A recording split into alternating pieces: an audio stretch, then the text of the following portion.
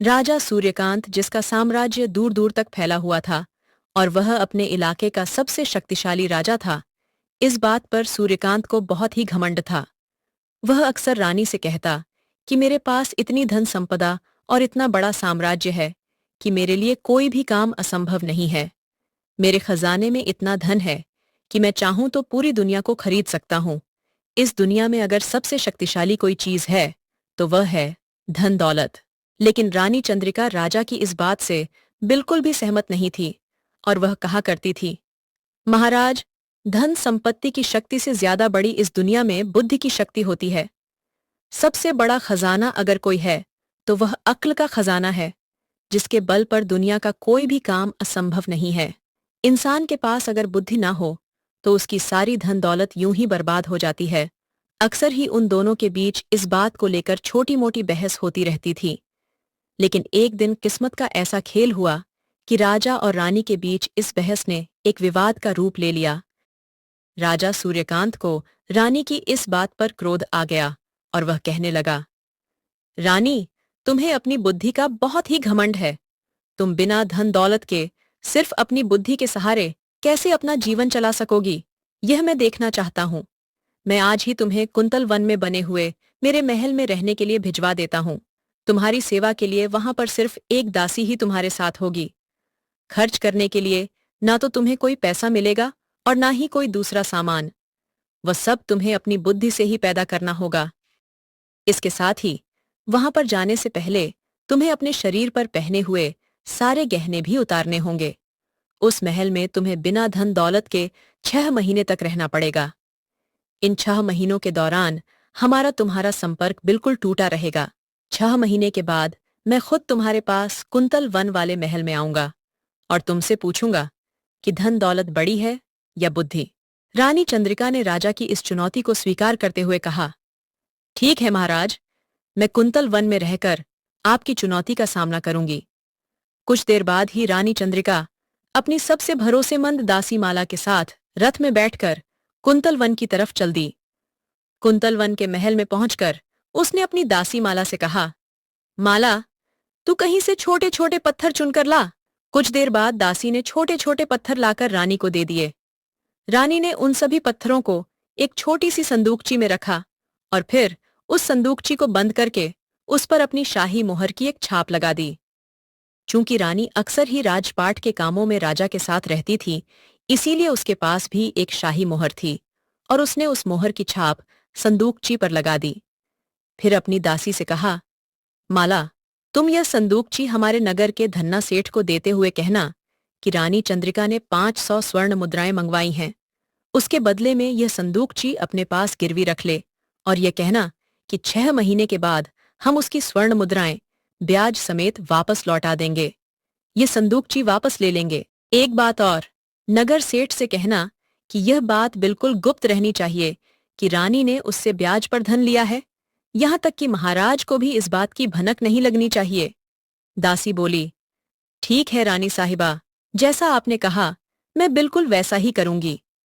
और फिर वह दासी सीधे नगर सेठ के पास पहुंच गई और रानी चंद्रिका की बताई हुई सारी बातें सेठ को बता दी। बदले में उसने 500 स्वर्ण मुद्राएं ले लीं। इसके बाद दासी स्वर्ण मुद्राएं लेकर रानी के पास पहुंच गई। रानी ने उस थैली में से कुछ मुद्राएं निकाली और दासी को देते हुए कहा, माला, महल में खाने पीने के लिए तो कुछ है ही नहीं। एक बार फिर से नगर में जाओ और इन स्वर्ण मुद्राओं के बदले में कुछ खाने पीने का सामान लेकर आओ।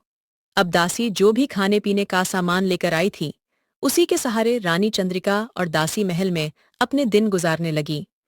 धीरे धीरे उन दोनों को वहां पर रहते हुए 5 महीने बीत गए।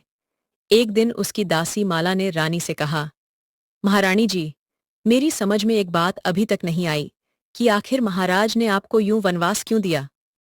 रानी बोली, माला, महाराज को अपनी धन दौलत पर बहुत ही घमंड है और इस घमंड में चूर होने के कारण उन्होंने मुझे यह वनवास दे दिया। ये सुनकर माला हैरान हुई और कहने लगी, मैं आपकी बात का मतलब नहीं समझी। रानी चंद्रिका ने सारी बातें अपनी दासी को विस्तार से बताई और बोली, माला, मैं महाराज सूर्यकांत को दिखा देना चाहती हूं कि बुद्धि धन और दौलत से बड़ी होती है और तुम्हें इस काम में मेरी सहायता करनी होगी। दासी ने कहा, मैं हर तरह से आपके साथ हूं महारानी जी। बताइए, मेरे लिए क्या आदेश है? रानी बोली, तुम्हें कल ही एक आदमी का भेष बनाकर दरबार में जाना होगा और महाराज से वही कहना जो मैं तुम्हें अब बताऊंगी। इसके बाद चंद्रिका ने माला को अपनी सारी योजना समझा दी। दूसरे ही दिन दासी माला ने एक पुरुष का वेश बनाया और सीधे राजा सूर्यकांत के दरबार में पहुंच गई।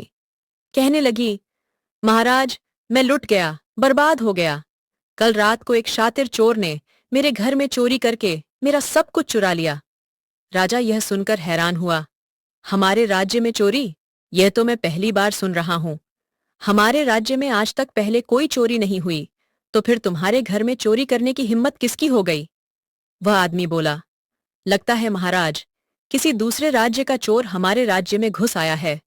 महाराज, उसने तो हमें कंगाल कर दिया, लेकिन वह आपको भी नहीं छोड़ने वाला। राजा ने कहा, तुम्हारे कहने का क्या मतलब है? आदमी के रूप में वह दासी कहने लगी, महाराज, वह चोर आपके नाम पर एक चिट्ठी मेरी खाली तिजोरी में छोड़ गया है। यह कहते हुए उसने एक चिट्ठी राजा को थमा दी। राजा सूर्यकांत बड़ी हैरानी से उस चिट्ठी को पढ़ने लगा, जिसमें लिखा था, राजा सूर्यकांत, बहुत जल्दी ही मैं तुम्हारे खजाने को चुराने वाला हूं। अगर तुझ में हिम्मत है तो तू मुझे अपना खजाना चुराने से रोक कर दिखा। तुम्हारा शुभचिंतक शातिर चोर। चोर चिट्ठी पढ़ने के बाद राजा सूर्यकांत के माथे पर बल पड़ गए। राजा ने उसी समय अपने खजांची को बुलाया और आदेश दिया, खजांची जी, शातिर चोर ने हमारा खजाना लूटने की धमकी दी है, इसीलिए तुम खजाने की सुरक्षा के इंतजाम और भी ज्यादा खड़े कर दो, ताकि वह शातिर चोर अपने मकसद में कामयाब ना हो सके। और इस आदमी के घर में शातिर चोर ने चोरी की है, तुम खजाने में से कुछ अशर्फियां इसे दे दो, ताकि इसके नुकसान की कुछ भरपाई हो सके। फिर खजांची के द्वारा दिए हुए धन को लेकर दासी वापस रानी के महल में आ गई। उसने वह धन की थैली रानी को देते हुए कहा, महाराज ने यह थैली मुझे हर जाने के तौर पर दी है। रानी ने कुछ स्वर्ण मुद्राएं थैली में से निकालकर अपनी दासी को देते हुए कहा, इस धन से तुम 2 मजबूत घोड़े, 2 सैनिकों की पोशाकें और 2 बड़े बड़े बोरे लेकर आओ। दासी उसी समय रानी द्वारा बताया हुआ सामान लेकर आ गई। रानी को राजा की लिखावट की पूरी जानकारी थी। उसने राजा की लिखावट में खजांची के नाम एक चिट्ठी लिखी, जिसे उसने अपने पास रख लिया। उस रात वह दोनों सैनिकों की पोशाकें पहनकर घोड़ों पर सवार होकर राजा के महल की तरफ चल दी। थोड़ी ही देर में उनके घोड़े एक बहुत बड़ी पहाड़ी के सामने जाकर रुके। फिर वे दोनों उस पहाड़ी में बने हुए खुफिया रास्ते में घुस गए। वह खुफिया रास्ता राजमहल की तरफ जाता था। जल्दी ही वे दोनों महल के अंदर पहुंच गए। दोनों को महल के रास्तों की पूरी जानकारी थी, इसीलिए बड़ी आसानी से वे दोनों खजाने वाले कमरे के बाहर जा पहुंचे, जहां पर खजांची सैनिकों के साथ पहरा दे रहा था। रानी खजांची के पास पहुंची और कहने लगी, खजांची साहब, महाराज ने आपके नाम यह चिट्ठी दी है। खजांची ने वह चिट्ठी ली और उसे पढ़ने लगा, जिसमें लिखा था, खजांची जी, पिछले 5 दिन से आप और आपके सैनिक दिन रात बड़ी मुस्तैदी से खजाने की पहरेदारी कर रहे हैं। इसीलिए मैंने यह महसूस किया कि लगातार खजाने की पहरेदारी करने के कारण आप और आपके सैनिक थक गए होंगे, और इसलिए इस चिट्ठी के द्वारा मैं आपको यह आदेश देता हूं कि आप अपने सैनिकों के साथ आराम करने के लिए अपने अपने घर चले जाएं और खजाने की पहरेदारी का काम चिट्ठी लेकर आने वाले इन दोनों सैनिकों, जिनके नाम रघु और नंदन हैं, इन दोनों को सौंप दें। इसके साथ ही जाते समय खजाने की चाबी इन दोनों सैनिकों को दे देना, क्योंकि थोड़ी देर के बाद मैं खुद खजाने का निरीक्षण करने के लिए आने वाला हूं। तुम्हारा राजा सूर्यकांत। अब क्योंकि वह पत्र राजा की लिखावट में लिखा गया था, तो खजांची को लगा कि यह पत्र राजा ने भेजा है, और वह खुश हो गया। कहने लगा, चलिए महाराज को हमारी सूत तो आई, थकान के मारे सारा शरीर बुरी तरह से टूट रहा है। इसके बाद वह खजांची, रघु और नंदन बने हुए रानी और दासी को खजाने की सुरक्षा का काम सौंपकर और उन्हें खजाने की चाबियां देकर अपने सैनिकों के साथ तुरंत वहां से चला गया। खजांची और सैनिकों के वहां से जाने के बाद चंद्रिका ने तुरंत खजाने का ताला खोला और वे दोनों खजाने वाले कमरे के अंदर घुस गईं। अंदर पहुंचकर दोनों ने अपने कपड़ों में छिपे हुए बड़े बड़े थैले निकाले और उनमें खजाने की सारी दौलत भरने लगीं। वे खजाने से भरे हुए उन थैलों को कमरे से बाहर ले आईं और फिर एक एक करके उन थैलों को अपने कंधे पर रखकर वे दोनों वहां से चल पड़ीं। अगले दिन जब सैनिक खजाने के दरवाजे पर पहुंचे तो उन्होंने देखा कि खजाने वाले कमरे का दरवाजा खुला पड़ा था। खजाना अंदर से खाली था। उन दोनों को वहां पर एक चिट्ठी पड़ी हुई मिली, जिसे लेकर वे राजा के पास पहुंचे और कहने लगे, महाराज, गजब हो गया, शातिर चोर खजाना लूट कर ले गया। यह सुनकर राजा के पैरों तले से जमीन खिसक गई। उसने कहा, आखिर यह कैसे हो गया? सैनिकों ने बताया, महाराज, खजाना बिल्कुल खाली है। वहां पर हमें सिर्फ यह चिट्ठी मिली है जो आपके नाम लिखी गई है। सूर्यकांत ने जल्दी जल्दी वह चिट्ठी पढ़ना शुरू की, जिसमें लिखा था, महाराज, हम आपका खजाना लूट कर ले जा रहे हैं। अब तो आपको इस बात का यकीन हो जाएगा कि हम कितने शातिर चोर हैं। अब आप हमें पकड़ कर दिखाओ, तुम्हारा शुभ चिंतक, शातिर चोर। चिट्ठी पढ़ने के बाद राजा ने आदेश दिया, खजांची को तुरंत मेरे सामने हाजिर किया जाए। कुछ देर बाद खजांची राजा के सामने था। खजांची ने कहा, मेरे लिए क्या आदेश है महाराज? राजा बोला, पहले तू यह बता कि तेरे रहते हुए खजाना लुटा तो लुटा कैसे? राजा की बात सुनकर खजांची हैरान था और कहने लगा, खजाना लुट गया। क्षमा कीजिए महाराज, जब तक मैं अपने सैनिकों के साथ खजाने पर पहरा दे रहा था तब तक तो खजाना बिल्कुल ठीक ठाक अपनी जगह पर था।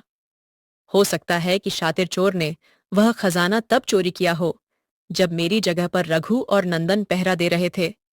राजा ने चौंकते हुए कहा, क्या? यह रघु और नंदन कौन है?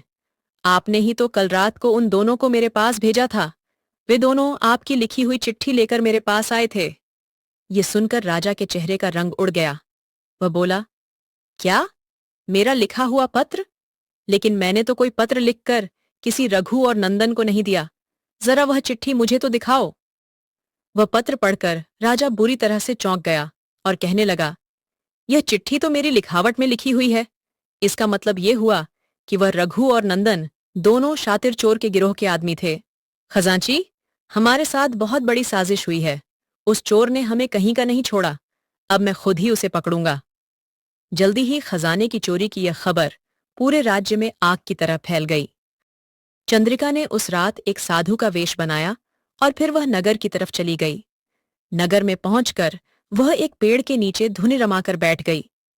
राजा सूर्यकांत घोड़े पर सवार होकर नगर में गश्त लगा रहा था। कुछ देर बाद जब गश्त लगाते हुए राजा ने साधु बनी हुई रानी को देखा तो वह शातिर चोर के बारे में पूछताछ करने के लिए साधु के पास पहुंचा और कहने लगा, साधु महाराज, क्या तुमने इधर से किसी अजनबी आदमी को जाते हुए देखा है? साधु ने कहा, मैं तो ध्यान में डूबा हुआ था। अगर मेरे पास से कोई निकला भी होगा तो मुझे नहीं पता। लेकिन क्या बात है कि रात के इस समय नगर में तुम घूम रहे हो? राजा ने कहा, महाराज, मैं इस राज्य का राजा हूं। इन दिनों हमारे राज्य में शातिर चोर ने बहुत उत्पात मचा रखा है। वह हमारा सारा खजाना लूट कर ले गया। हम उसी की खोज में यहां पर घूम रहे हैं। राजन, यह तो आपने बहुत बुरी खबर सुनाई। खजाना खाली हो जाने पर आपका राजकाज कैसे चलेगा? राजा ने कहा, इसी बात को सोचकर मैं भी परेशान हूं। राजन, आपको अपना खाली खजाना भरने के लिए प्रजा पर नए नए कर लगाने होंगे। उनसे ज्यादा लगान वसूलना होगा, तभी आपका खाली खजाना भर सकेगा। लेकिन प्रजा पर नए नए कर लगाना ठीक नहीं होगा, क्योंकि हमारी प्रजा पर पहले से ही कई कर लगे हुए हैं। क्या नए कर लगाने से प्रजा परेशान नहीं हो जाएगी? साधु ने कहा, अगर किसी पड़ोसी देश के राजा को तनिक भी खबर मिल गई कि आपका खजाना खाली हो चुका है तो वह उसी समय आपके राज्य पर हमला बोल देगा। और इससे पहले कि ऐसा हो, राजन, आपको अपनी प्रजा पर कर लगाकर अपना खजाना भर लेना चाहिए, वरना अनर्थ हो जाएगा। राजा बोला, मुझे आपकी सलाह पसंद आई साधु महाराज। मैं जल्दी ही विचार करके इस पर कोई फैसला लूंगा। दूसरे दिन राजा ने अपने राज्य की आम जनता की एक सभा बुलाई और घोषणा करते हुए कहने लगा, मेरे राज्य के वासियों, आप लोग तो जानते हैं कि शातिर चोर ने हमारे शाही खजाने को खाली कर दिया है और खजाने को दोबारा से भरने के लिए मुझे आप लोगों पर नए नए कर लगाने पड़ेंगे। मुझे उम्मीद है कि आप लोग नए करों को अदा करने में कोई भी आनाकानी नहीं करेंगे, बल्कि आप लोग मेरा सहयोग करेंगे। राजा की घोषणा सुनते ही वहां पर उपस्थित लोगों में गुस्सा आ गया और वे कहने लगे, महाराज, हम नए करों को किसी भी सूरत में अदा नहीं करेंगे, चाहे कुछ भी हो जाए। अगर आपको खाली खजाना भरना है तो अपनी मेहनत से भरिए। ये सुनकर राजा सकपका गया और सोचने लगा, प्रजा का रुख तो बहुत ही आक्रामक है। अगर मैंने सचमुच इन पर कर लगाए तो निश्चित तौर पर यह लोग बगावत पर उतर आएंगे। राजा सूर्यकांत अपने खाली खजाने को भरने का कोई उपाय नहीं कर पाया। इसी उधेड़बुन में न जाने 1 महीना कब बीत गया। तभी राजा को ख्याल आया, मेरी रानी चंद्रिका इन सभी कामों में बहुत ही होशियार थी। मेरे राजपाट के कामों में भी वह मेरा पूरा साथ देती थी। मुझे इस समस्या का समाधान अपनी रानी से पूछना चाहिए। पक्का वह मुझे कोई न कोई हल जरूर बताएगी। राजा उसी समय कुंतल वन में रानी के महल में जा पहुंचा। राजा को देखते ही रानी कहने लगी, आइए महाराज, 6 महीने बीत चुके हैं। क्या आप मुझसे यह पूछने के लिए आए हैं कि धन दौलत बड़ी होती है या बुद्धि? राजा ने कहा, चंद्रिका, मेरे जले पर इस तरह से नमक मत छिड़को। मैं इन दिनों बहुत ही मुसीबत में हूं। रानी कहने लगी, क्या हुआ महाराज? राजा बोला, चंद्रिका, हमारे खजाने को शातिर चोर ने लूट लिया है। मुझे समझ में नहीं आ रहा कि खाली खजाने को कैसे भरा जाए। महाराज, इतना परेशान होने की क्या आवश्यकता है? मैं आपके खजाने को भर सकती हूं। राजा हैरान होते हुए बोला, तुम भला खाली खजाने को कैसे भरोगी? रानी उसी समय राजा को उस कमरे में ले गई जहां पर खजाने की सारी दौलत रखी थी। इतनी सारी दौलत देखकर राजा कहने लगा, रानी, इतना सारा धन तुम्हारे पास कहां से आया? रानी बोली, महाराज, इस समय तो आप यह धन लेकर जाइए और अपने खाली खजाने को भर लीजिए। लेकिन राजा ने कहा, चंद्रिका, तुमने यह तो बताया ही नहीं कि इतनी दौलत तुम्हारे पास कैसे आई। रानी ने कहा, महाराज, शातिर चोर कोई और नहीं बल्कि मैं ही हूं। राजा हैरान होते हुए बोला, यह तुम क्या कह रही हो? रानी बोली, मैं बिल्कुल ठीक कह रही हूं महाराज। तब चंद्रिका ने पूरी विस्तार से राजा को पिछली सारी घटनाओं के बारे में बताया और फिर कहा, मैंने बुद्धि से काम लिया और एक पत्थरों से भरी हुई संदूक पर अपनी मोहर लगाकर धन्ना सेठ के पास गिरवी रखी और उससे स्वर्ण मुद्राएं उधार ले लीं। फिर उसी धन से दासी और मैंने अगले 6 महीने तक गुजारा किया। इसके अलावा आपका शाही खजाना इसलिए लूटा ताकि आप जान सकें कि अगर इंसान अपनी अक्ल से काम ले तो मुश्किल से मुश्किल काम को भी बड़ी आसानी से कर सकता है। महाराज, अपनी बुद्धि के इस्तेमाल से मैंने कड़ी सुरक्षा के बीच से आपके खजाने को आसानी से लूट लिया। धन दौलत तभी साथ देती है जब मनुष्य अपनी बुद्धि का प्रयोग करें। इतना कहकर रानी चुप हो गई।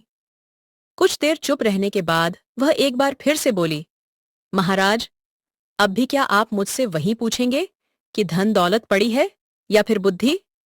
यह सुनकर राजा ने शर्म से अपना सिर नीचे कर लिया और कहने लगा, रानी चंद्रिका, तुमने मुझे सबक सिखाकर मेरी आंखें खोल दीं। अभी तक तो मैं धन दौलत को ही सबसे बलवान समझता था, लेकिन अब मेरी समझ में आ गया है कि बुद्धि के आगे धन दौलत कोई चीज नहीं है। आदमी के अंदर अगर बुद्धि हो तो वह निर्धन से भी धनवान बन सकता है। तो दोस्तों, यह थी आज की कहानी। कहानी यहीं खत्म होती है। कहानी कैसी लगी कमेंट करके जरूर बताइएगा। चैनल पर नए हैं तो चैनल को सब्सक्राइब करना बिल्कुल भी मत भूलिएगा। मिलते हैं अगले वीडियो में। तब तक के लिए राधे राधे।